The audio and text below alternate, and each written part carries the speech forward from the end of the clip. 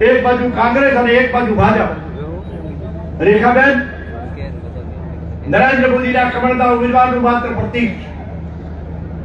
મારા તો મિત્રો કેવું છે કે 22 ની ચૂંટણીમાં 182 માંથી કોંગ્રેસે માત્ર 17 બેઠક લીધી.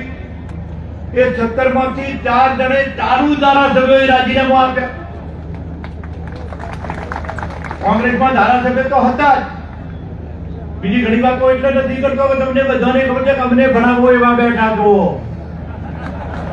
તમે અમને ભણાવો એવા, અમારા કરતા વધારે સમજુ છો એટલે તમે અમને બેહાડતા.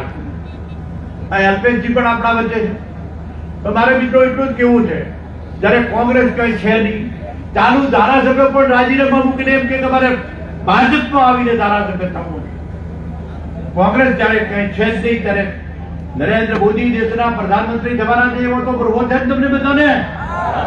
જો નરેન્દ્ર મોદી દેશના વડાપ્રધાન થવાના છે, દેશમાં ભારતીય જનતા પાર્ટીનું શાસન લેવાનું છે અને ચાલુ છે.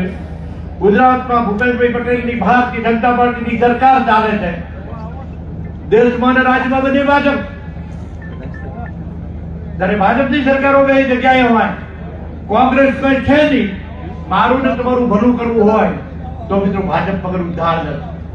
બીજી વાતો નહીં કરું, પણ એટલું કહું કે અમરેલીનો ઉત્તર ગુજરાતનો ગુજરાતના મુખ્યમંત્રી બન્યા. નર્મદા ડેમની ઊંચાઈ વધારવા માટે ઉપવાસ ઉપર બેઠા. નર્મદા આવી અને સુજરામ સુપડામ પણ એમના ભેજાની પેદા.